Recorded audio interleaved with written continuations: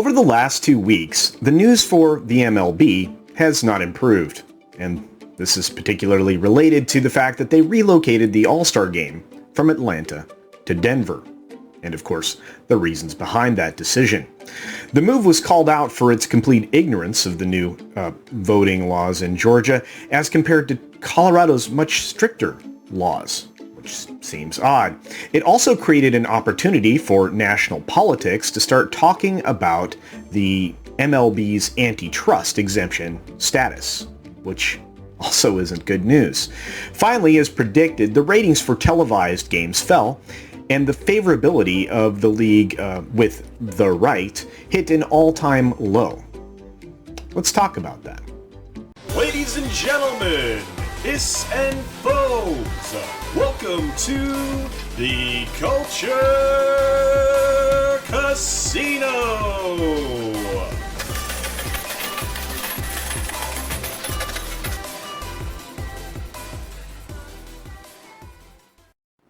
As predicted, and believe it or not, it was pretty easy to predict, the ratings for the MLB have fallen significantly. Alienating over half of your audience in today's modern world is probably not the best strategy, and last week's numbers are bearing that out significantly. From April 4 to April 11, the MLB ratings after Sunday night's game of the week, or whatever they're calling that now, of course that game only drew 1.5 million eyeballs to the weekly premiere event. Only 1/3 of those viewers fell in the desired demographic. Well, that's pretty consistent for the MLB product, so pay attention to that number. To make matters worse, no game the rest of the week exceeded 550,000. In fact, 8 games for the week fell below 300,000 viewers. Not great, considering these games are available nationally on ESPN, MLB Network, FS1, ESPN2, etc., etc. Also, broadcast television. What may come as a surprise in the measurement that most metrics out there for ratings actually use, or the way they use those tools, is that we never will see games that have the worst viewership if they happen to fall below 200,000 viewers. So they just won't appear in the ratings guide. It's kind of interesting. So in 16 different events during the week, this last week that we're talking about, 14 of them couldn't draw 500,000 eyeballs and consistently pulled in less than the 1/3 desired demo. Again, that number's kind of what the MLB has been getting for years now, so it's not the 1/3 demo is important because it shows that the numbers are falling across the board with the demos holding in the percentage of the number of people that they're losing because they're not gaining. Anyway, in terms of a national audience, when many of the largest markets still had people stuck in their homes, because that's what's been happening, these numbers are absolutely horrific. Can you imagine having more people available to watch your games and fewer of them watching? I can. Then we compare them to last year. Last year featured 7 games during the same week, only one of which was a featured opening day game. 4 games came in at over 500,000 and yet still maintained the 1/3 demo that we were talking about earlier, which again is expected. Why is that 1/3 demo important? Well, again, I will explain. It shows that the number in the drop of viewers is consistent across all viewers. And yet it's being argued and whined about right now by the VAB. Ratings and viewership are incredibly important to the media networks in, of course, the legacy system, i.e. broadcast television, cable, satellite, etc. Why? Well, because it gives them justification to run ads at a given rate. They need viewer eyeballs to keep and grow their ad revenue. Makes sense. The VAB, or Video Advertising Bureau, wants to keep ad rates up, and they want to keep them growing for its members, made up of, you guessed it, the large media entities and companies like Viacom, CBS, Comcast, etc., etc. They are so desperate, in fact, that they've recently, I should say, asked Nielsen via a letter to use their chosen independent third-party auditor to look at Nielsen's rating numbers. The VAB is claiming that systematic undercounting is taking place without any evidence whatsoever.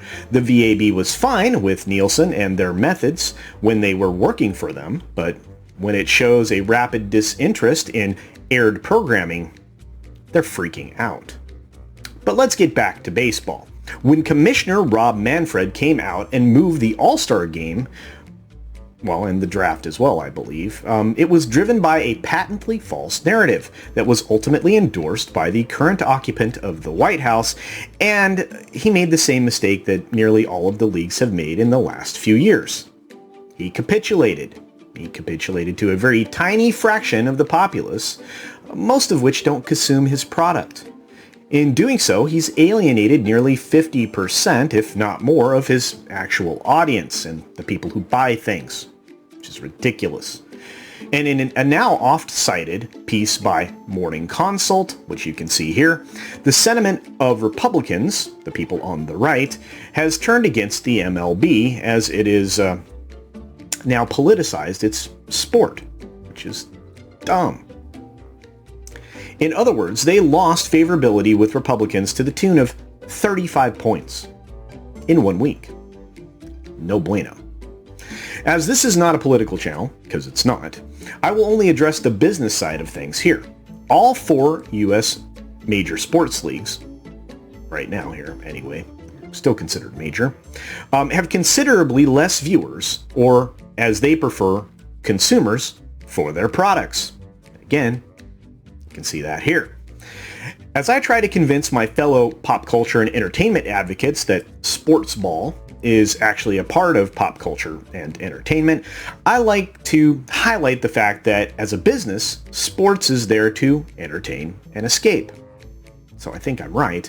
The recent move by the MLB to move that All-Star game and the draft has dramatically reduced their business. There are 30 teams that make up the MLB.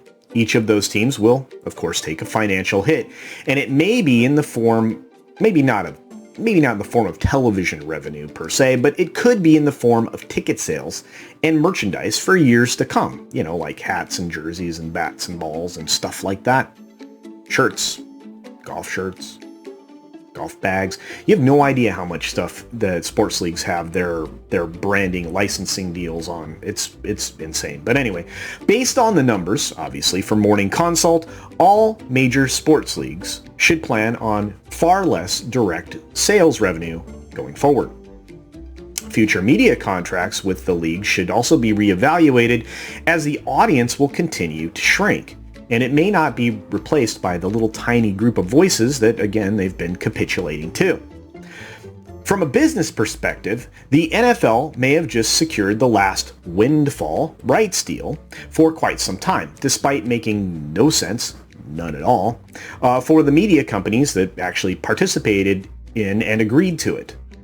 In fact, investors may want to consider what the boards of these large media companies are thinking in regards to their sports rights deals as a whole, let alone their agenda-driven programming that is being soundly rejected by audiences, clearly by dwindling ratings.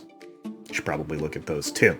After all, as a corporation, and that's what these entities are, the decisions made by executives must be at all times in the best interest of the stockholder and not influenced by personal beliefs or ideologies that will affect profitability.